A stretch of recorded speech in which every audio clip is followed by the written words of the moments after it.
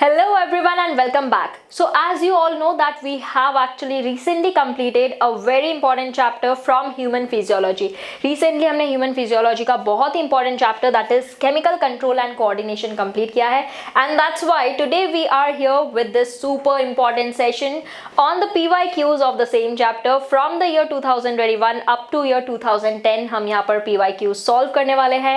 So I hope that you all are ready for that and you all have come prepared with that. You have revised the chapter और फिर ही आप यहाँ पर आए हैं. अगर आपने कोई भी वीडियो मिस किया है, if you have missed any of the lectures based upon the same chapter, so first of all I request you all to go and watch the recorded videos first and then come over here to solve the PYQs. तभी आपको properly PYQs समझ में आएंगे. Otherwise you will go clueless about many things क्योंकि ये सारी बातें हम already पढ़ चुके हैं and already मैं आपको बता चुकी हूँ कि जब हम PYQ solve करते हैं तो ज़्यादा हमारा फोकस रहता है जल्दी जल्दी क्वेश्चंस को प्रैक्टिस कर लेने का बिकॉज हमने ऑलरेडी कंसेप्ट तो डिटेल में इन डेप्थ पढ़ रखे हैं. सो आई डोंट थिंक दैट अगर कोई भी ऐसा बच्चा है जिसने स्किप किया है सो बिना रिवाइज के यहाँ पर किसी को भी नहीं आना है. Otherwise you will go clueless. So that is the first thing that I want from all of you.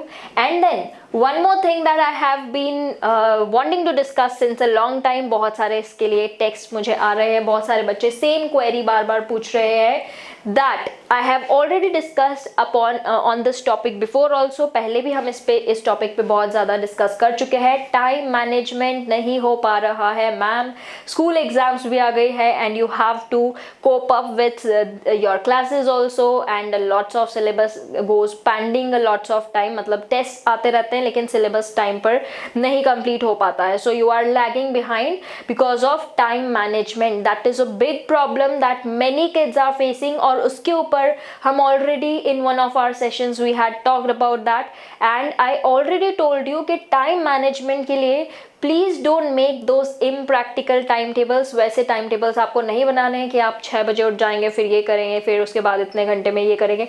Those kind of time tables never get followed. वो सिर्फ दीवार पे चिपके रह जाते हैं, उसको कोई भी फॉलो नहीं करता. So that is why make sure that you make daily targets. आपको every day you have to make targets. जैसे कि आज आपको क्या क्या करना है, you should be completely sure about that. आप पहले ही सुबह उसको लिख के रख लीजिए that today these are the task that you need to complete and in that manner only you have to proceed. कि जब आपके पास लिखा होगा कि आपके ये टारगेट्स हैं so you will be able to achieve them on regular basis. So regular basis पर डेली छोटे छोटे टारगेट्स बनाते चलना है, weekly then monthly. In this manner you have to proceed. मतलब टारगेट बेस्ड स्टडी करनी है रादर दैन कि इतने आवर्स में ये करना है. उसके बजाय you have to make targets कि आज बायो के ये 2 चैप्टर्स कंप्लीट करने हैं, मतलब करने ही है. सो जब आपके पास टारगेट होगा तो आप खुद से ही you will be managing your time in that manner. So that is how you have to approach. इस तरह की आपकी अप्रोच होनी चाहिए बिकॉज अब हम उस टाइम पर आ चुके हैं कि आपकी एग्जाम्स भी पास आती जा रही है. जल्द ही 12th स्टैंडर्ड भी शुरू हो जाएगी और फिर आपको 11th भी रिवाइज करती रहनी है साथ साथ में and then 12th also. So that is why this is very important कि आप टारगेट बेस्ड स्टडी करिए कि अगर आपको आज बायो में इतने चैप्टर्स कंप्लीट करने तो वो हो ही जाने चाहिए. अगर आपको 2 चैप्टर्स रिवाइज करने हैं so that should get completed. ये आपको सुबह ही लिख लेना है. एक आपकी जो भी डायरी है उसमें सुबह लिख लीजिए कि आज मुझे ये काम करने हैं एंड देन जब हो जाए so you have to take them and then make new targets. So इस तरह से टारगेट बेस्ड स्टडी करोगे so definitely it would be more helpful. So without any delay let's begin with the first question in front of us from the year 2021 and the question is which of these is not important. Not important पूछा है. component of initiation of parturition in humans. parturition delivery के time पर इनमें से कौन सा component important नहीं होता है that you have to tell. I always emphasise on not, correct, incorrect, more because यहाँ पर ही बच्चे सिली मिस्टेक्स कर देते हैं. So as you can see के options are given here. Increase in estrogen and progesterone ratio या फिर synthesis of prostaglandins release of oxytocin या फिर release of prolactin. These are the options in front of us and you have to tell which of these is not an important component of initiation of parturition in humans. Okay, so options दिए हुए हैं, सीधा सा question है. आई don't think कि यहाँ पर किसी को भी इसमें कोई भी दिक्कत आनी चाहिए because not an important component पूछा है पार्टुरेशन के लिए. And as I can see very good options, answers already receive हो चुके हैं. मोस्टली जो आंसर्स हैं कॉमन ही आ रहे हैं. Very good, everyone remembers that यहाँ पर अगर पार्टुरेशन की बात हो रही है सो पार्टुरेशन के टाइम पर oestrogen progesterone ratio that definitely it is increased. Synthesis of prostaglandins definitely it will be there. Then oxytocin तो है ही हमारा birth hormone, that is delivery के टाइम पर ही रिलीज होता है, so that is definitely true. Then release of prolactin, that does not have to be released during parturition because ये जो है हमारा lactation के टाइम पर काम आता है prolactin, so that's why this is not released during parturition. So fourth हमारा आंसर होगा. जितने भी बच्चों ने ये आंसर किया है very good because this was a quite direct answer. इसमें as such कोई भी confusion किसी को नहीं होनी चाहिए. Then अगला क्वेश्चन हमारे सामने 2020 से है and the question is presence of which of the following conditions in human in urine are indicative of diabetes mellitus. diabetes mellitus के लिए इनमें से कौन indicative है in human urine? Okay, so the options are given in front of you like uremia and ketonuria, uremia and renal calculi, या फिर ketonuria and glycosuria, या फिर renal calculi and hyperglycemia. These are the options given in front of you. What you have to tell here is diabetes mellitus. diabetes mellitus के अंदर urine में what is the indicative of this particular disease, diabetes mellitus, and the options are right here in front of you. Let's see what you all have to answer for this particular question. diabetes mellitus के time पर what is the indication? Yes, definitely, as we can see here. बाकी आप options देखेंगे यहाँ पर तो आपको देखते ही समझ में आ जाएगा. बहुत ही एब्रप्ट ऑप्शन है बाकी तो हमारे यहाँ पर uraemia and ketonuria is there, ये बिल्कुल गलत है. यहाँ पर uraemia is given, then uraemia यहाँ भी लिखा है. रीनल कैल्कुलाई यहाँ कहाँ से आ गया? We all know what is renal calculi, right? They are stones. Then यहाँ भी रीनल कैल्कुलाई दिया है, this is also wrong. So ये सारे ही स्टेटमेंट्स बहुत एब्रप्ट है. But as we can see here that ketonuria and glycosuria that will be indicative of diabetes mellitus because we all know that diabetes mellitus के time पर urine में there is presence of glucose that is glycosuria और कुछ harmful ketone bodies भी रहती हैं. That's why ketone urea also we would select here. So C has to be the right answer here. बहुत सारे बच्चों ने बिल्कुल करेक्ट, बहुत ही जल्दी आंसर C सेंड कर दिया था. So it's definitely correct. And as we all know जब भी आप रेगुलर टारगेट्स बनाते हो आपके, क्योंकि हम शुरुआत में यही बात कर रहे थे, तो whenever you are making your regular targets so you have to make sure कि आप अपना स्कोर जो टारगेट कर रहे हैं उसे भी अपने सामने लिख कर रखें. This has to be your score in biology. Bio में जब आप टारगेट्स बनाएंगे उसके सामने this has to be your aim, यही आपका एम होना चाहिए. And to achieve this aim what you have to do, that is very simple. You have to be consistent. You have to revise your NCERT again and again and in that manner only you have to answer. So important बात है बहुत ज़्यादा NCERT पे बार बार हम emphasize करते हैं. So you have to remember this thing. The next question है हमारा from the year 2020 again. What you have to do here is you have to match the column 1 with column 2 and then select the correct answer. So what is given here is column 1 में pituitary gland, thyroid gland, adrenal, pancreas दिया है. Column 2 में Graves disease, diabetes mellitus, diabetes insipidus and Addison's disease is given here. And then you have to select the right option from here. आपको यहाँ से correct option select करना है. You have to match the correct option and then correct columns and then select the correct option here. So let's सी कि क्या यहाँ पर हमारी मैचिंग होनी चाहिए. What should be the match over here? First of all pituitary gland दिया है, सो बहुत ही डायरेक्ट है यहाँ पर. then thyroid gland, adrenal gland and pancreas. So let's see what all you have to answer for this. अब ये chapter ऐसा है जिसके अंदर कंफ्यूजन के चांसेस ज़्यादा नहीं है, क्योंकि अगर आपको याद है कि किस पर्टिकुलर ग्लैंड से क्या रिलीज होता है, क्या उसका फंक्शन होता है, so you will be able to answer the questions errorlessly. इसमें एज सच आपको कोई भी प्रॉब्लम कंफ्यूजन वाली तो नहीं आनी है. So as I can see here, already the answers I have received here and the answers are definitely correct only. So as we all know already कि हमारा जो पिट्यूटरी ग्लैंड है, अगर हम पिट्यूटरी ग्लैंड से रिलेटेड बात करें disorder की, so what would be that? Graves disease क्या, या फिर डायबिटीज मेलिटस और diabetes insipidus. We all know that diabetes insipidus that is cause because of ADH, हमारा वैसोप्रेसिन की वजह से, डेफिशिएंसी की वजह से it is cause, and that is release by your pituitary gland, that we already know. So that's why उसे हम match करेंगे डायबिटीज इंसिपिडस के साथ. दैट मीन्स आपका पिट्यूटरी ग्लैंड के सामने हमने डायबिटीज इंसिपिडस मैच कर दिया. नाउ ए के सामने 3 हमारे 2 ऑप्शंस में दिया हुआ है. So let's move forward. Thyroid gland, thyroid gland की वजह से what is caused? Addison's disease हो जाती है. Graves disease, diabetes mellitus, what is cause? Because of your thyroid. We all know that thyroid gland की डेफिशिएंसी, और अगर thyroid gland में कोई भी प्रॉब्लम होती है, so because of that we have Graves disease. Graves disease is related to your thyroid, so that's why यहाँ पर हम बी लिख सकते हैं. Then after that adrenal gland, this is again a direct thing.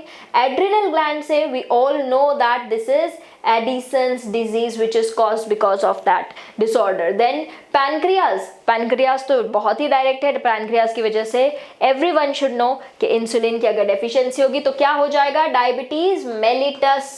And that's why here is the matching, and the correct matching over here is option number C. C हमारी सही matching है, और बहुत सारे बच्चों ने यहाँ पर बिल्कुल बहुत ही जल्दी C आंसर दे दिया था. so that is definitely true and direct question है ये, बिल्कुल इसमें कोई भी as such कंफ्यूजन वाली बात नहीं है. सो इस चैप्टर से आपके स्कोरिंग के चांसेस बहुत हाई होते हैं. अगर आपने ये चैप्टर अच्छे से पढ़ा हुआ है, if you have gone through it again and again, you will be able to remember कि किस ग्लैंड से कौन सा हार्मोन, किस हार्मोन का क्या काम है. That is very easy to remember. इसमें से एरर्स के चांस आपके ज्यादा हैं, एंड इसी कारण ये चैप्टर आपका बहुत ही स्कोरिंग चैप्टर है, और इससे क्वेश्चंस भी बहुत अच्छे पूछे जाते हैं. 3 से 4 questions they can ask you. So that's why इसको बिल्कुल भी नेग्लेक्ट नहीं करना इस चैप्टर को. So next question is select the correct statement. अब आपको यहाँ पर करेक्ट स्टेटमेंट बताना है. Okay, and what are the options here? Option is glucocorticoids stimulate gluconeogenesis. क्या ग्लूकोकॉर्टिकॉइड्स ग्लूकोनियोजेनेसिस स्टिमुलेट करते हैं? येस और no. Then glucagon is associated with hypoglycaemia. Hypoglycaemia से ग्लूकागॉन एसोसिएटेड कह रहे हैं. और insulin acts on pancreatic cells and adipocytes, and then insulin is associated with hyperglycaemia. आपको पढ़ के ही समझ में आ जाएगा कि ये बिल्कुल अपोजिट स्टेटमेंट्स लिखे हुए हैं. All the statements that they have given are opposite to what is true, right. While if we talk about glucocorticoids, तो ग्लूकोकॉर्टिकॉइड्स के बारे में हमने ये पढ़ा है that they really stimulate gluconeogenesis. ये ग्लूकोनियोजेनेसिस तो स्टिमुलेट करते ही है. So A has to be the correct statement here. A हमारा सही स्टेटमेंट है यहाँ पर. बाकी के स्टेटमेंट्स आप यहाँ पर पढ़ोगे तो they are actually not true. So A has to be the right statement. So that's why we will select A, and then we will move on towards the next question, and the question is in front of us right here from the year 2019. What you have to do is you have to match the following hormones with their respective diseases. फिर से आपको hormones और उनके diseases match करनी है. As you can see, अभी तक एक ही तरह के repeated questions कितनी जल्दी repeat हो रहे हैं. 2020 में भी उस टाइप का question, 2019 में भी उस टाइप का question है.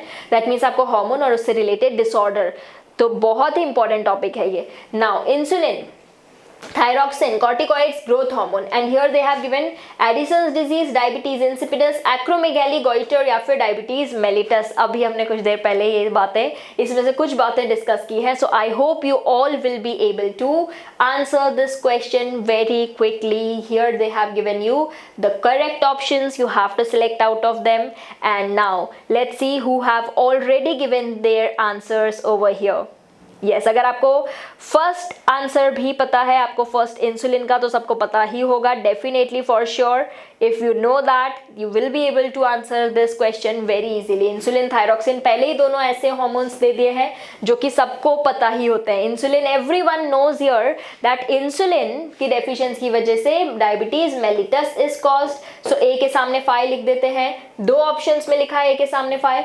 Then thyroxine, thyroxine also everyone knows that thyroxine की वजह से goitre is caused, right. So यहाँ पर we can write B here. So B के सामने 4 हमारे डी ऑप्शन में लिखा है. यहीं से आपको आंसर मिल जाएगा. थायरोक्सिन के बारे में तो everyone has to be sure only. Thyroxine का एडिसन्स डिजीज से कोई लेना देना नहीं है. Insipidus no, acromegaly no. So thyroxine we will say here that goitre is caused because of its deficiency. So iodine deficiency की वजह से, we all know this thing, right? So B has to be matched with 4. Then corticoids, corticoids अभी हमने थोड़ी देर पहले ही पढ़ा था that Addison's disease can be caused because of that means adrenal gland से रिलीज होते हैं and corticoids की वजह से Addison's disease हो सकती है उसकी deficiency में. So here we can mark C.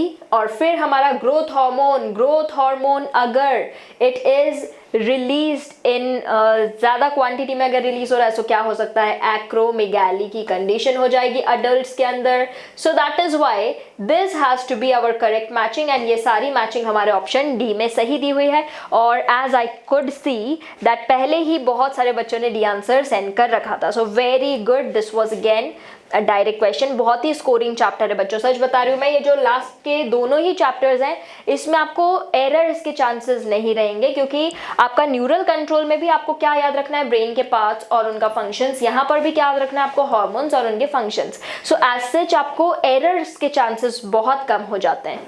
Now next question given in front of us is how does steroid hormone influence the cellular activities? cellular activities को हमारा steroid hormone कैसे influence करता है? the question is from the year 2019 से question पूछा गया है and you have to see the option statements here and then give your answer. using aquaporine channels as second messengers, changing the permeability of the cell membrane, या फिर binding to DNA and forming a gene hormone complex, या फिर activating cyclic AMP located on the cell membrane. And what you have to tell कि कैसे कोई steroid hormone influence करता है cellular activities को. चैप्टर का लास्ट टॉपिक है ये and that is again a small topic. छोटे से टॉपिक से जब इस टाइप के क्वेश्चंस आते हैं सो अगेन बहुत ही ज़्यादा अच्छा आपके लिए हो जाता है. That is actually a very good deal for you. So as we can see here already answers have been received here. Steroid hormones की बात चल रही है बच्चों. सेल्यूलर एक्टिविटीज कैसे इफेक्ट कर सकते हैं वो, and as I can see अभी तक जो ऑप्शंस आए हैं थोड़े मिक्सड आए हैं but majority answer is correct only. And we all know कि steroid hormones they actually influence the cellular activities by binding to DNA and forming a gene hormone complex. क्या करते हैं ये, जीन हार्मोन कॉम्प्लेक्स फॉर्म कर देते हैं and that is actually correct statement. बाकी statements आप पढ़ो, बहुत एब्रप्ट लिखे हुए. एक्वापोरिन चैनल्स को यूज करते हैं वो सेकेंड मैसेंजर के लिए, नो. देन परमिएबिलिटी चेंज कर देते हैं सेल मेम्ब्रेन की. देन साइक्लिक हमारे जो एएमपी होते हैं वो सेल मेम्ब्रेन पे लोकेटेड होते हैं. सो ये सभी एब्रप्ट है. C statement is actually correct here. That's how it would affect the cellular activities. जितने भी बच्चों ने सी स्टेटमेंट सेंड किया है that is definitely true. Then next question है हमारा 2018 से and the question is which of the following is an amino acid derivative hormone. Now hormones की जो कॉम्पोजिशन होती है that also you have to remember. यहाँ पर आपसे अमीनो एसिड डेरिवेटिव हार्मोन पूछा है and the options are in front of you. Epinephrine, ecdysone, estradiol या फिर estriol. These are the options and you have to tell amino acid derivative hormone, amino acid से derived hormone कौन सा है. सीधा direct question, with in 5 seconds answer हो सकता है ये question, right. And let's see who have already answered over here. Very good, absolutely correct. बिल्कुल अभी तक सही आंसर्स आए हैं, बहुत ही जल्दी आंसर्स आ चुके हैं. कई क्वेश्चंस के लिए हमें 10 सेकेंड्स तक लेने की जरूरत नहीं होती है. We can answer them with in 5 seconds also क्योंकि सीधा इतना डायरेक्ट क्वेश्चन पूछा जा रहा है. So everyone has to remember here कि अमीनो एसिड डेरिवेटिव हार्मोन कौन है. अमीनो एसिड डेरिवेटिव हार्मोन है अपना epinephrine. So that's why A has to be the right answer here. जितने भी बच्चों ने ए आंसर किया है, very good. Now moving towards the next question in front of us. The next question in front of us is from the year 2018. 2018 का question हमारे सामने आ गया है अब. और क्वेश्चन में क्या पूछा गया आपसे? Which of the following hormones can play a significant role in osteoporosis. Osteoporosis से किस हार्मोन का इसमें से कनेक्शन है? That you have to tell. Aldosterone and prolactin, progesterone and aldosterone, oestrogen and parathyroid hormone, या फिर पैराथायरॉयड एंड प्रोलैक्टिन. अब आपको देखते ही समझ में आ जाना चाहिए what should be the right answer here. Again बहुत ही direct easy question, so you should not take more than 5 seconds to answer this, and everyone has to answer. I'm waiting for everyone's response. बच्चों, बीच बीच में बच्चे गायब हो जाते हैं यहाँ वहाँ पर. I don't know what you keep doing. See, I can't keep telling you to focus. यहाँ पर मैं कब तक आपको ये बात बोलती रहूँगी? You have to focus, you have to focus. You have to understand yourself that why are you sitting here? Why are you coming to the classes? आपका क्या motive है यहाँ पर आने का? If that is clear in your mind, then definitely no one can distract you. Nothing else can distract you. But अगर that is not clear in your head, then definitely distractions तो बहुत है दुनिया में. You will just open up your social media, कुछ भी आप phone में ओपन करके बैठ सकते हो, and that is not going to take you anywhere. That also you know. So you have to maintain this discipline कि अगर आपने कोई टारगेट सेट किया है तो आपको उसको अचीव करने के लिए अपने ऑनेस्ट एफर्ट्स लगाने ही हैं. Then only you will be able to succeed in any field. Otherwise आप किसी भी फील्ड में चले जाओ, आप फील्ड चेंज कर लीजिए, but if discipline is not there, if focus is not there, then it is going to be very difficult. So that is why यहाँ पर you have to be 100% attentive in the class. जब हम question solve करें तो आपका सभी का दिमाग यहाँ पर होना चाहिए. बीच बीच में जो बच्चे क्वेश्चंस को स्किप करते हैं या फिर I don't know what you all keep doing, that you do not have to do. Please focus over here only. क्योंकि कुछ बच्चे हमेशा कंसिस्टेंटली सारे आंसर्स करते हैं. एक ग्रुप ऐसा है जो कि कभी भी आंसर्स को स्किप नहीं करते, but some kids they just get distracted very easily. So yes, यहाँ पर मोस्टली अब मेरे पास आंसर्स आ चुके हैं. Very good. So we all know कि सिग्निफिकेंट रोल अगर ऑस्टियोपोरोसिस में पूछा जा रहा है, सो ऑस्टियोपोरोसिस के अंदर significant role is played by oestrogen and parathyroid hormone only. बाकी में क्या दिया? एल्डोस्टेरॉन का कोई लेना देना नहीं है. Prolactin again it's not at all related. Then aldosterone, progesterone, no, aldosterone is not related. Then PTH तो इसमें दिया है, लेकिन prolactin, no, prolactin is not related to osteoporosis. So C has to be the right answer here. Oestrogen, the women who are suffering from menopause, that means who have reached the menopause, जो menopause तक पहुंच जाती है, उनको ये problem बहुत ज़्यादा होती है क्योंकि उस टाइम पर ईस्ट्रोजन लेवल्स डाउन होने लगते हैं, and that could lead to osteoporosis. उसकी वजह से ऑस्टियोपोरोसिस होता है, एजिंग की वजह से ऑस्टियोपोरोसिस होता है, specially in women when they reach menopause. Oestrogen एकदम से डाउन जाता है जिसकी वजह से the bone density decreases, demineralisation होता है, osteoporosis is caused. While parathyroid hormone, parathyroid hormone का भी रिलेशन कनेक्शन डेफिनेटली है.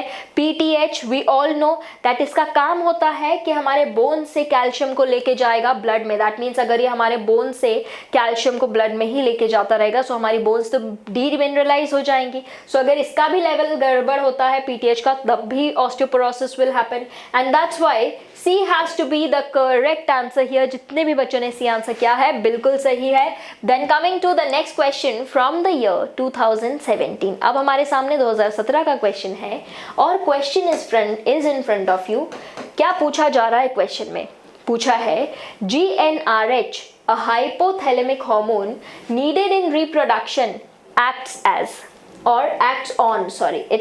on anterior pituitary gland and stimulates secretion of LH and FSH, posterior pituitary gland and stimulates secretion of oxytocin and FSH, posterior pituitary and stimulates the secretion of LH and relaxin, या फिर anterior pituitary gland and stimulates the secretion of LH and oxytocin.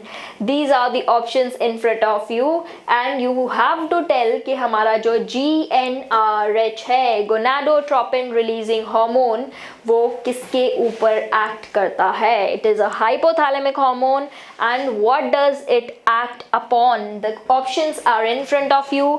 Question बिल्कुल direct है, सीधा साधा सा question है. आई don't think कि इसमें किसी को भी कोई भी परेशानी होनी चाहिए बिकॉज क्वेश्चन के अंदर बहुत ही अच्छे ऑप्शंस दिए हैं, मतलब ज़्यादा कंफ्यूजिंग ऑप्शंस बिल्कुल भी नहीं है. बाकी जो ऑप्शन है बहुत ही एब्रप्ट है.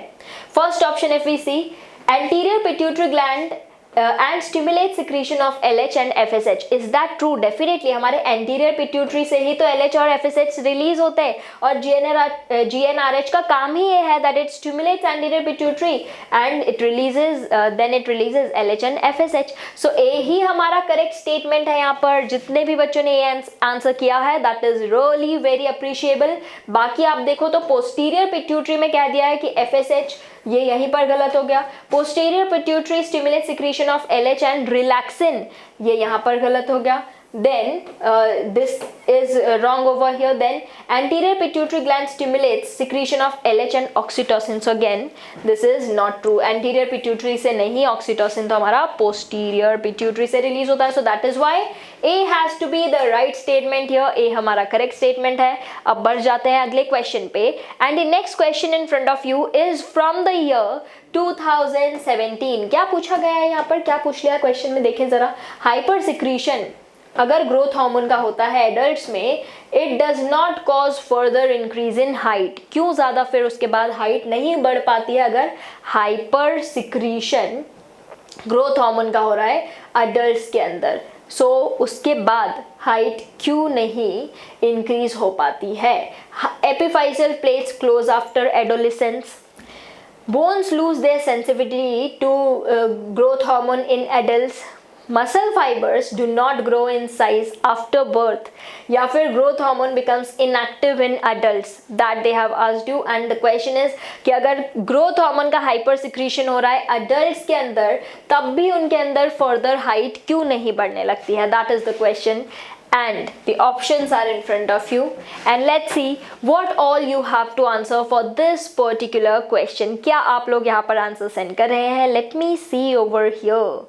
All right, so as I can see here, definitely we all know कि अगर adults के अंदर hyper secretion हो रहा है, so after a certain limit अगर growth hormone release होता भी जा रहा है, so bones की length increase नहीं होगी और उसी वजह से हमारी height increase नहीं होगी. So what is the reason behind this? The reason behind this is कि जो हमारी epiphyseal plates होती है वो close हो जाती है adolescence में. We know that long bones के ends पर epiphyseal plates लगी होती है जो कि cartilage की होती है. धीरे धीरे इनका ऑसिफिकेशन होने लगता है. दैट मीन्स ये बोन्स में कन्वर्ट होने लगते हैं एंड हमारी बोन्स दे कीप लेंथनिंग. लेकिन हमारे अंदर क्या होता है, एडल्ट्स में क्या होता है कि जो एपिफाइसियल प्लेट्स होती हैं दे गेट क्लोज्ड और फर्दर ऑसिफिकेशन नहीं होता. दैट मीन्स फर्दर हमारी बोन्स की लेंथ इंक्रीज नहीं होगी and that is why we would say here that A बिल्कुल सही है. बाकी क्या दिया है, बोन्स की सेंसिटिविटी लूज हो जाती है क्या ग्रोथ हार्मोन के लिए? No. Then muscle fibres grow नहीं करते हैं after birth. That is also not true. Then growth hormone inactive हो जाता है क्या एडल्ट्स में? नहीं. ये सारे स्टेटमेंट्स बिल्कुल गलत हैं.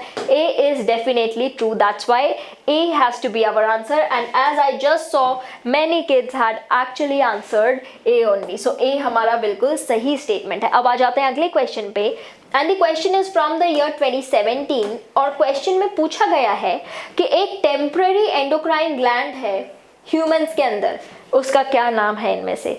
कॉर्पस कार्डियकम, कॉर्पस लूटियम, कॉर्पस एलेटम या फिर pineal gland. Now this is a very बच्चों वाला क्वेश्चन पूछा आपसे, बहुत ही ज़्यादा बच्चों वाला क्वेश्चन है and as I can see already lightning fast speed से रिस्पॉन्स आ रहे हैं बच्चों के.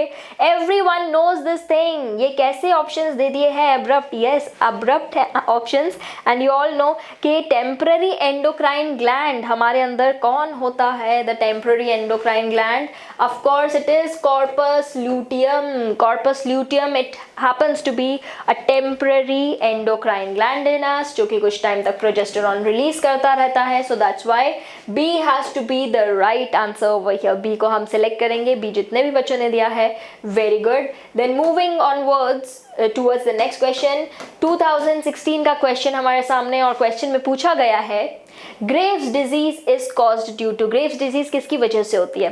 Graves disease is caused due to hyposecretion of thyroid gland, hyposecretion of thyroid, hypersecretion of thyroid gland, hyposecretion of adrenal gland, या फिर hyper secretion of adrenal gland. Graves disease कुछ देर पहले ही हमने डिस्कस की थी, so I hope you all are remembering कि अगर ग्रेव्स डिजीज की बात चल रही है, सो what has to be your correct answer? We all know Graves disease किस कंडीशन में हो जाती है। Graves disease happens जब हमारा जो थायराइड ग्लैंड है उसके अंदर there is hyper secretion. Mostly as I saw के बहुत ही जल्दी आंसर्स इसके आ चुके हैं, बहुत सारे बच्चों ने बी आंसर ऑलरेडी दे दिया है। सो जब हाइपर सिक्रीशन होता है थायराइड का, तब ग्रेव्स डिजीज होती है। So that's why B is the right answer here. Then coming to the next question in front of us, और क्वेश्चन पूछा गया है the amino acid tryptophan is the precursor for the synthesis of, जो हमारा tryptophan नाम का amino acid है वो किसके लिए प्रिकर्सर है? Estrogen, progesterone, cortisol, cortisone, melatonin, serotonin, या फिर thyroxine and ट्राइआयोडोथायरोनिन।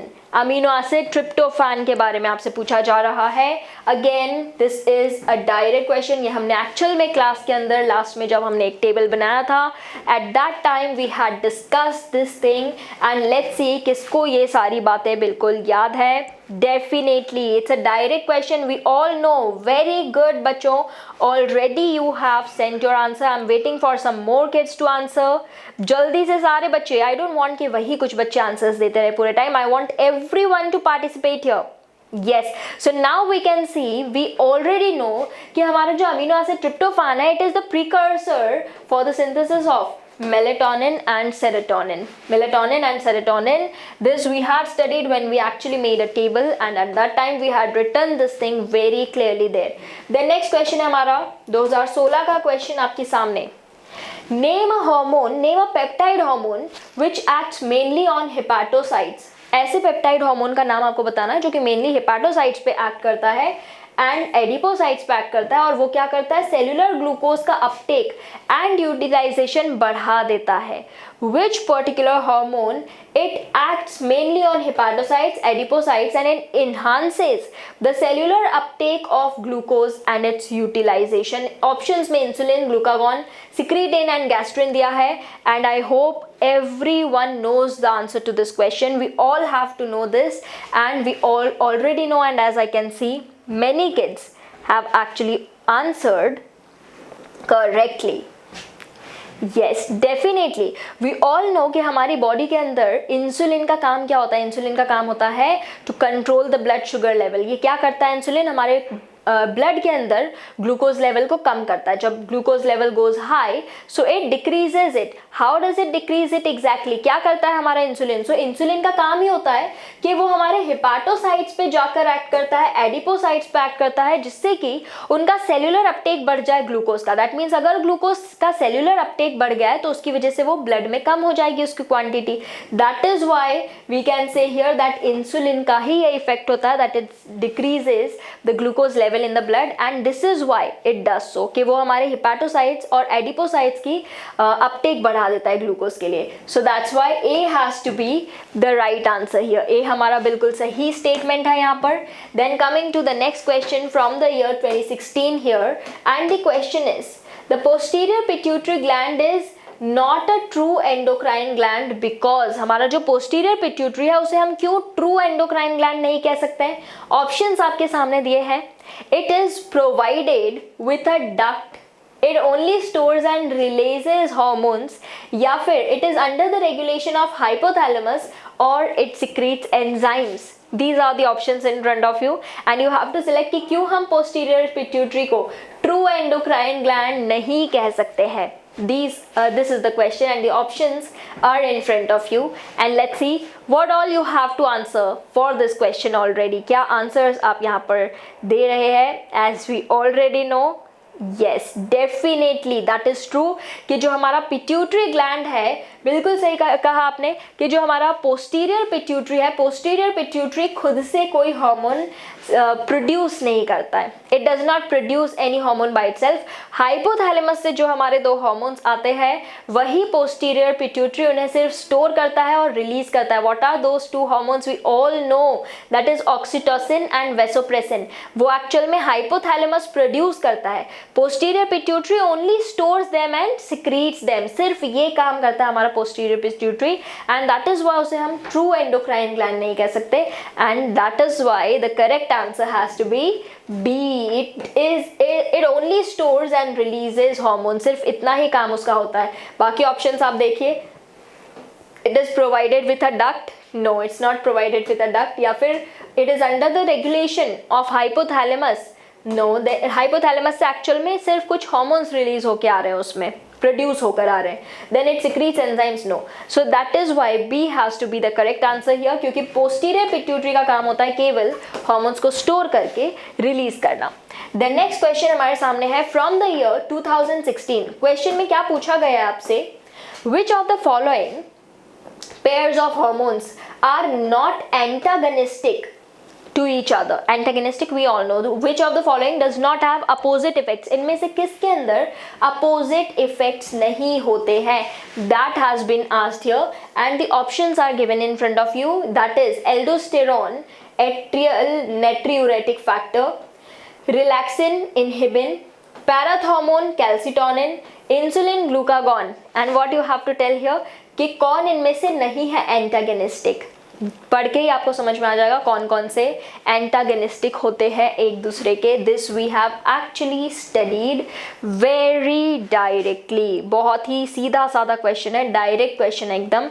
And let's see what all you have to answer. ये सारे ही हॉर्मोन्स हमने पढ़े हुए हैं, यस, अलग अलग जगह पर। And as I can see that mostly the answer that I am receiving here is definitely correct. बिल्कुल सही आंसर यहाँ पर रिसीव हो रहा है।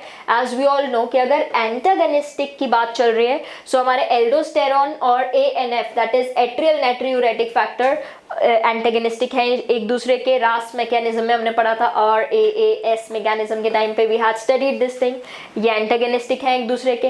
देन पैराथॉर्मोन कैल्सिटोनिन का इफेक्ट भी it is actually opposite to each other. एक हाइपर कैल्सीमिक है, एक हाइपोकैल्सीमिक है, सो ये भी अपोजिट है। इंसुलिन ग्लूकागॉन एक hyper it is one is hyperglycaemic, other is hypoglycaemic, so that's why ये भी अपोजिट है। ये सभी एंटागनिस्टिक हैं एक दूसरे के, लेकिन रिलैक्सिन और इनहिबिन दिया हुआ है यहाँ पर। Relaxin and inhibin they are not performing any opposite functions, इनका फंक्शन अपोजिट नहीं है, so that's why this has to be the answer. That means they are not antagonistic to each other. So B answer जितने भी बच्चों ने कहा है बिल्कुल सही है। अब आ जाते हैं अगले क्वेश्चन पे from the year 2015। And question में आपसे क्या पूछा गया है? Which one of the following hormones is not involve in sugar metabolism? इनमें से कौन नहीं इन्वॉल्व है शुगर मेटाबॉलिज्म में? और ऑप्शंस में क्या दे दिया? इंसुलिन, ग्लूकागॉन, कॉर्टिसोन या फिर एल्डोस्टेरॉन। नाउ ये बहुत ही बच्चों वाला क्वेश्चन है because this we have actually studied very directly कि शुगर मेटाबॉलिज्म में कौन कौन इन्वॉल्व है। This you definitely should know, and कौन नहीं है that also you should be clear in your mind. And as I can see that yes mostly जो answers आ रहे हैं दे आर करेक्ट।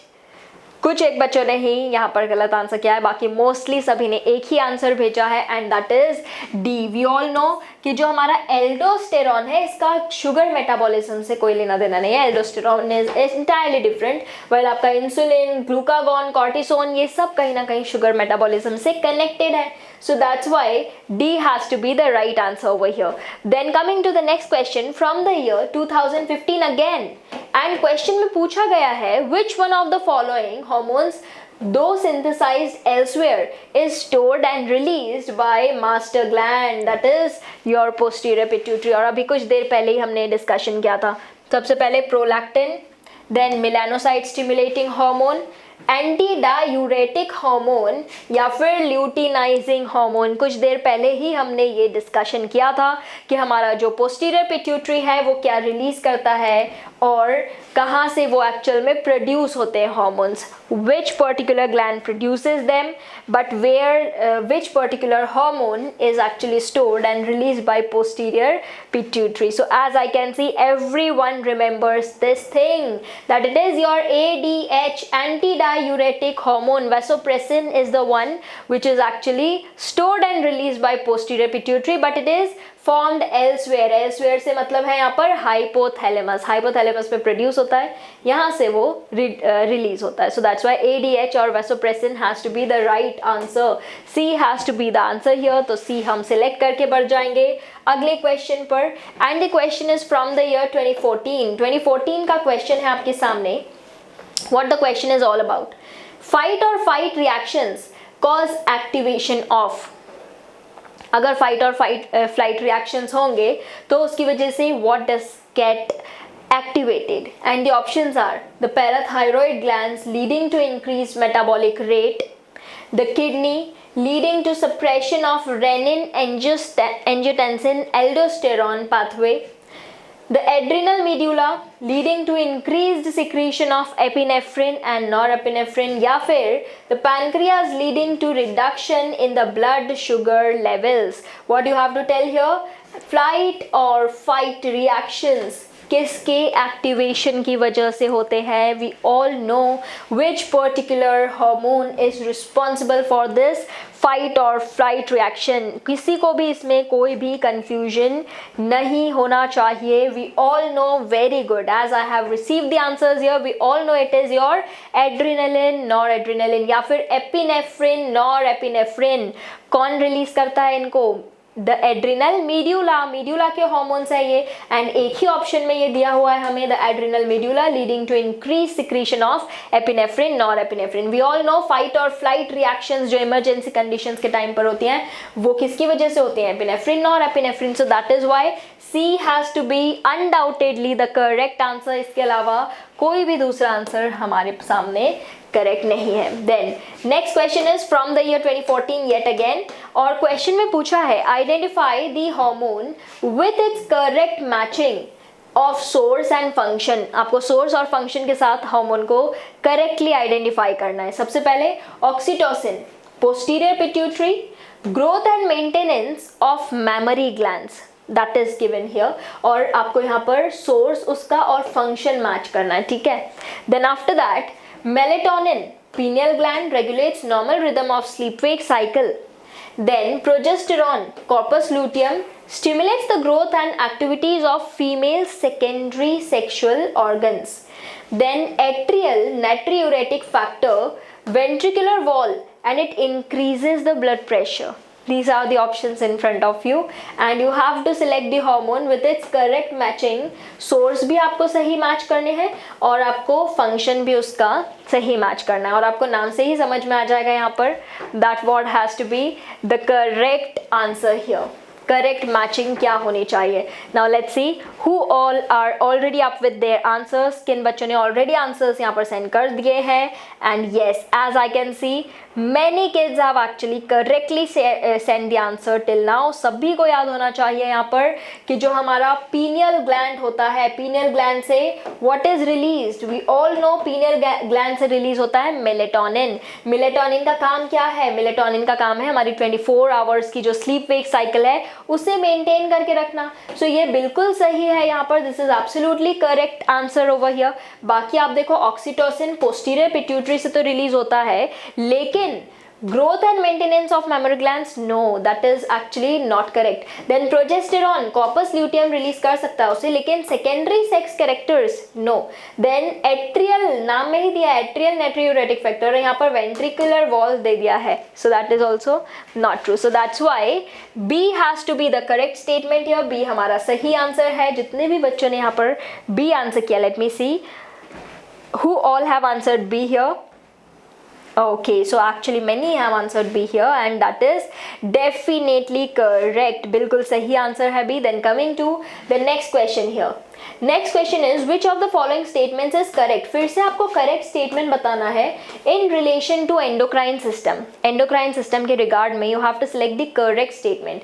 Options है non-nutrient chemicals produced by the body in trace amount that act as intercellular messenger are known as hormones. या फिर releasing and inhibitory hormones are produced by pituitary gland. That is the other option. Adenohypophysis is under direct neural regulation of hypothalamus. Then organs in the body like gastrointestinal tract, heart, kidney and liver, they do not produce any hormones. These are the statements in front of us. आपको बताना है correct statement with regard to your endocrine system. And let's see what all you have to answer over here. क्या answers इस question के लिए आपके आ रहे हैं? And as we can see here, yes, definitely. So as we already know कि जो हमारा first statement है ये हमारी बिल्कुल hormone की definition है. This is the definition as it is definition of hormone from NCERT. उसी को उठाकर यहाँ पर छापा हुआ है. Non-nutrient chemicals produced by body in trace amount which act as intercellular messengers are known as hormones. That is 100% true. ये बिल्कुल सही statement है without any exception. बाकी आप देखेंगे तो releasing and inhibiting hormones जो है वो पिट्यूटरी ग्लैंड रिलीज करता है क्या? नो, हाइपोथैलेमस रिलीज करता है. This we know. Adenohypophysis is under direct neural regulation of your hypothalamus. This is not correct. Then organs in the body जैसे कि जीआईटी, हार्ट, किडनी वगैरह कुछ भी प्रोड्यूस नहीं करते हैं क्या? They actually do produce their hormones. So that is why A has to be the correct statement here. Then 2013 का एक और क्वेश्चन आपके सामने है. A pregnant female delivers a baby who suffers from stunted growth, mental retardation, low intelligence quotient and abnormal skin. This is the result of किसका result है ये? क्या कहते हैं इस condition को? That you have to tell here. And the options are given. Cancer of thyroid gland हो सकता है उसे, over secretion of pars distalis हो सकता है उसके अंदर, deficiency of iodine in the diet की वजह से ये होगा, या फिर low secretion of growth hormone. What can be the probable reason behind this when a pregnant woman delivers a baby with all these symptoms? So what would be the probable reason? Again, a very direct question is in front of you and let us see what all you have to answer here. कब होती है ये सारी condition baby में? That you have to tell here. Yes, definitely you can take 5 more seconds. 5 second के अंदर अंदर you all have to send your answers. सभी के answers आ जाने चाहिए. You don't have to type the answer, just type A, B, C or D, whatever you think is correct. And as I can see here, yes, definitely अगर बात चल रही है ऐसे बच्चे की जो कि मेंटली रिटार्डेड है, स्टंटेड ग्रोथ शो कर रहा है, लो IQ है और abnormal skin है. सो ये सब किसकी सिम्टम्स है? They are the symptoms of cretinism. Cretinism किसकी वजह से होता है? Cancer of thyroid gland, over secretion of pars distalis, deficiency of iodine in diet. Yes, that we can say. जब deficiency of iodine होगी डाइट में, that means thyroxine won't be formed properly. उसकी deficiency में ये सारे symptoms बच्चे के अंदर दिखेंगे and that's why C has to be correct statement here. और D में दिया है low secretion of growth hormone की वजह से होता है क्या ऐसा? That is given over here. So this we have to understand that ये सारे अगर symptoms है, abnormal skin की condition है, ये सारे ही symptoms होते हैं in this particular condition. So C has to be the correct statement. And as I can see, many of you have actually answered this correctly. So ये हमारा answer हो गया है for this question. Then coming to the next question from the year 2013. 2013 का question. अब आपको match करना है properly. You have to select the answer which correctly matches the endocrine gland with its hormone it secretes and its function or deficiency symptom. ये सब आपको properly match करना है. यहाँ पर endocrine gland दिया है, यहाँ पर hormone दिया है, and here they have given you the function or gland, the deficiency symptoms over here. Okay, so that you have to tell over here. So yes, Let's see what all you have to answer. यहाँ पर thyroid gland, corpus luteum, anterior pituitary, posterior pituitary is given.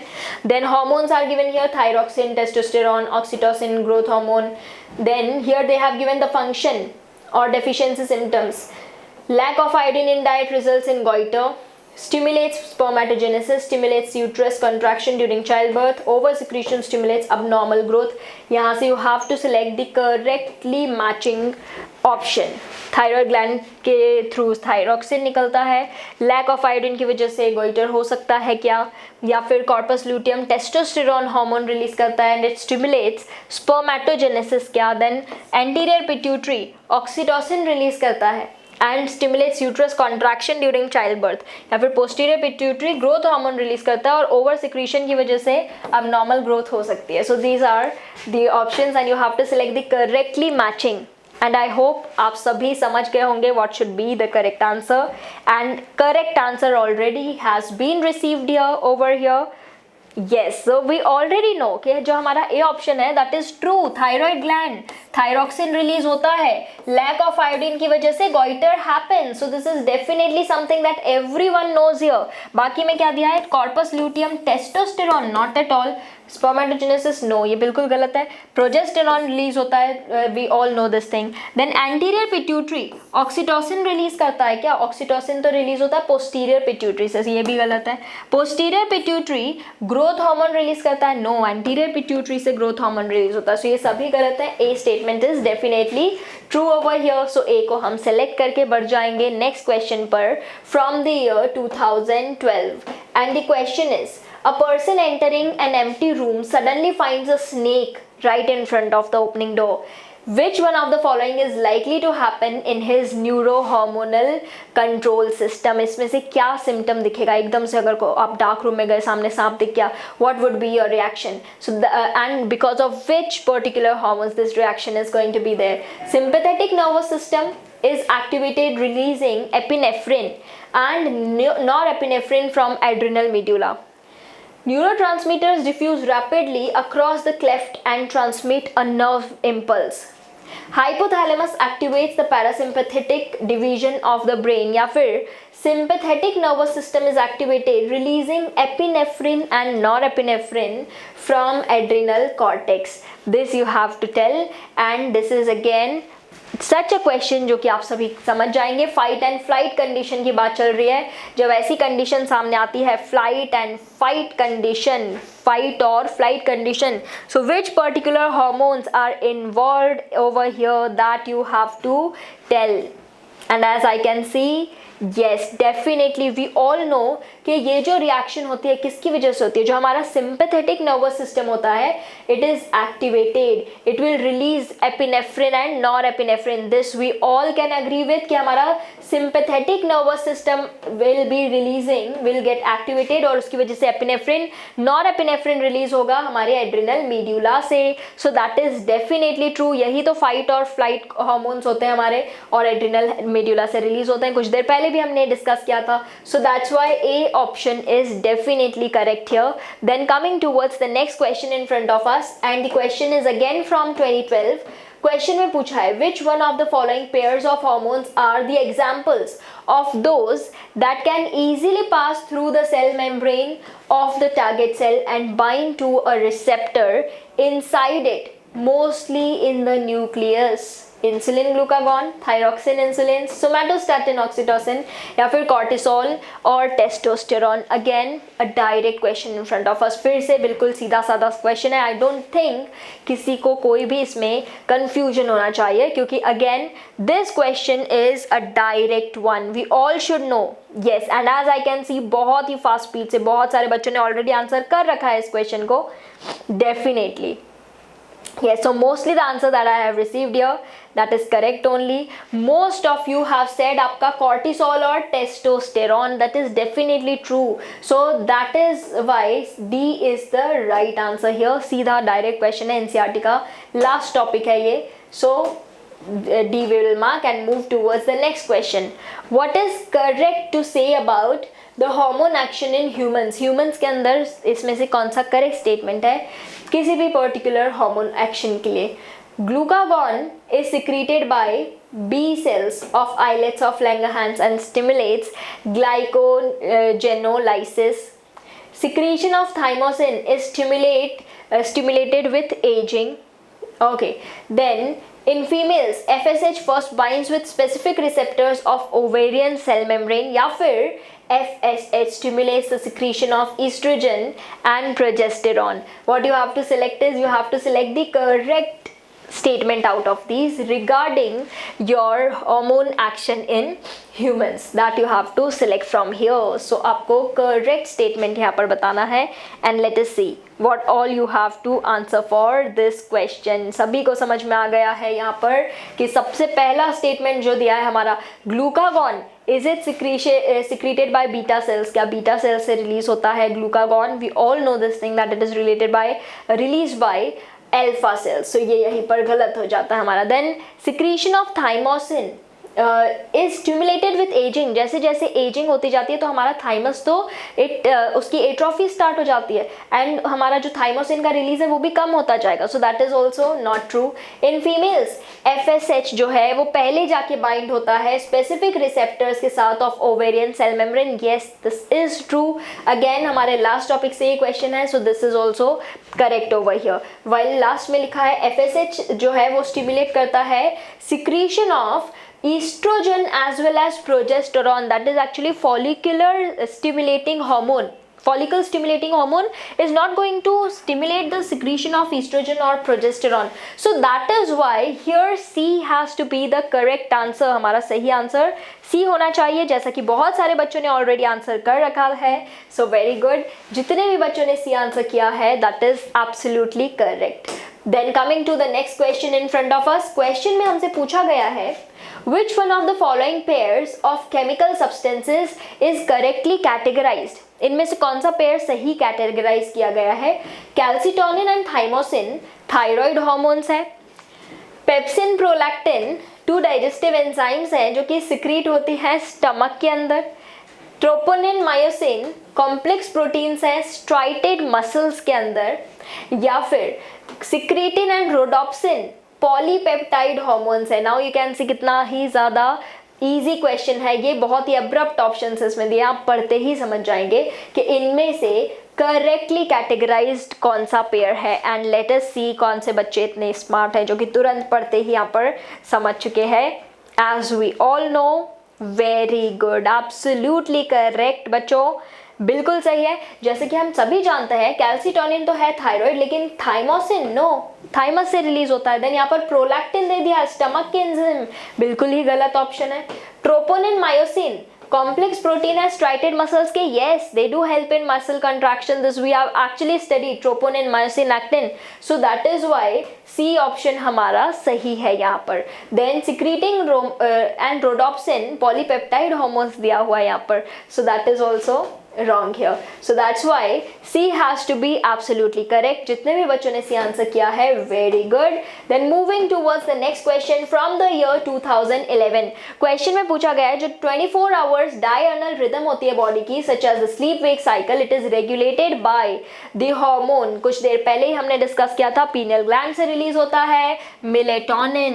And किसी को कोई भी इसमें doubt है melatonin में बच्चों? everyone has got any doubt? Send me a thumbs up. Let me see who all are present here and who all are agreeing with this particular question. कौन सारे बच्चे already agree कर सकते हैं इसके साथ? Okay, so as I can see सभी agree कर रहे हैं इसके साथ में. पीनियल ग्लैंड से मेलेटोनिन रिलीज होता है. Yes, this we are actually discuss some time before only. So that is why D has to be the correct answer here. कोई डाउट नहीं है इसमें किसी को भी. Then coming to next question here. अब ये क्वेश्चन पूछा गया है हमारा 2011 से. Okay, and what the question is asking you, match the source gland with its respective hormone and function and select the correct option. ठीक है, यहाँ पर आपको source gland दिया है, हार्मोन दिया है और उसका फंक्शन दिया हुआ है. What they have given you here, सबसे पहले anterior pituitary source gland है, हार्मोन उससे ऑक्सीटोसिन रिलीज होता है. Contraction of uterus muscles during child birth, ये यहाँ पर लिखा हुआ है. Then posterior pituitary vasopressin release करता है. Stimulates reabsorption of water in the DCT distal convoluted tubules in nephron. ये यहाँ पर इस ऑप्शन में दिया है। Then corpus luteum estrogen release करता है और it supports pregnancy. Then thyroxine release करता है, it regulates blood calcium level, thyroxine. So these are the options, आपको करेक्ट सिलेक्ट करना है। आई डोंट थिंक किसी भी बच्चे को कोई प्रॉब्लम आनी चाहिए। ये चैप्टर काफ़ी, दिस इज थियोरेटिकल, इसमें आपको सिर्फ हार्मोन्स, उसका सोर्स और उसका फंक्शन ही याद रखना है। If you remember that much then I don't think कि यहाँ पर किसी को भी कोई भी प्रॉब्लम आने वाली है। Okay, so as I can see here mostly the kids they are answering definitely correct answer. Mostly बच्चों का आंसर करेक्ट ही आ रहा है यहाँ पर। Yes, as we all know कि यहाँ पर देखो क्या दिया हुआ है। फर्स्ट ऑप्शन में दिया एंटीरियर पिट्यूटरी से ऑक्सीटोसिन नहीं है, हम बहुत बार बता चुके हैं, पोस्टीरियर पिट्यूटरी से रिलीज होता है। देन पोस्टीरियर पिट्यूटरी से वैसोप्रेसिन भी रिलीज होता है, दैट मीन्स आपका ADH, एंड वो स्टिमुलेट करता है वाटर का रीअब्जॉर्प्शन हमारे DCT से। That is true, definitely true, and that is why तो उसको हम एंटी डायूरेटिक हार्मोन कहते हैं ना, क्योंकि वो डायूरेसिस को कम करता है। That is why we call it as anti diuretic hormone. ये जो वैसोप्रेसिन है this is ADH only, right? So that is why B has to be the correct statement. Corpus luteum estrogen नहीं, progesterone release करता है। Then thyroxine release करता है, लेकिन क्या वो ब्लड कैल्शियम लेवल करता है control? No. So that's why B has to be the right statement here. So the next question is in front of us, that is injury to adrenal cortex is not likely to affect the secretion of which one of the following? Not लिखा है यहाँ पर, not likely to affect. Okay, and the options are aldosterone, या फिर both androstenedione, या फिर dehydroepiandrosterone, that is actually type of androgen only. Then adrenaline और cortisol, इसमें से कौन सा अफेक्ट नहीं होगा? That you have to tell. अगर एड्रिनल कॉर्टेक्स की इंजुरी है तो उस केस में you have to tell, and let us see what all you have to answer over here. As we already know कि अगर एड्रिनल कॉर्टेक्स की बात चल रही है, उसके इंजुरी की बात चल रही है, so what will not be affected? Definitely we all know that what is not going to be affected is your adrenaline.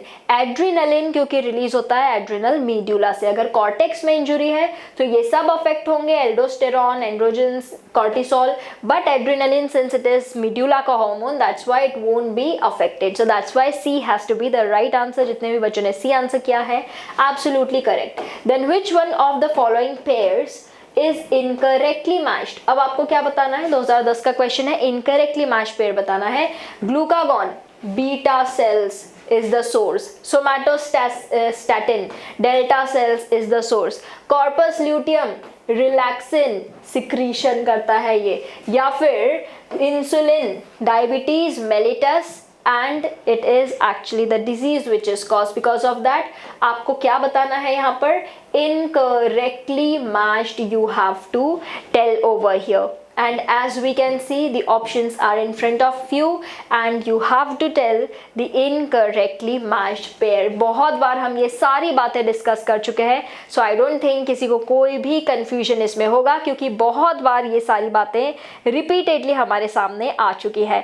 And yes, definitely I can see here everyone remembers this thing, जो कि आपको बिल्कुल बहुत ही important बात है, याद रखनी ही है कि हमारा जो ग्लूकागॉन है यहाँ पर लिखा है that it is actually released by beta cells, but we all know glucagon alpha cell से रिलीज होता है। somatostatin yes delta cell से रिलीज होता है। इंसुलिन जो है वो आपका बीटा सेल से रिलीज होता है, that is released by beta cells, and diabetes mellitus करता है, that we know corpus luteum relaxin, we can say that it's secretion. So here A has to be the right answer here. A हमारा बिल्कुल correct answer है। And now here we have actually seen all the questions from the year 2021 up to the year 2010, and we will meet in the next class with a new chapter. Till then you all know what you have to do. आप सभी को revision करते रहना है। You all have to keep watching the missed lectures. अगर कुछ भी miss हुआ है बीच में, so please don't skip it. उसको आपको पूरा प्रिपेयर करना है। You have to keep solving the questions,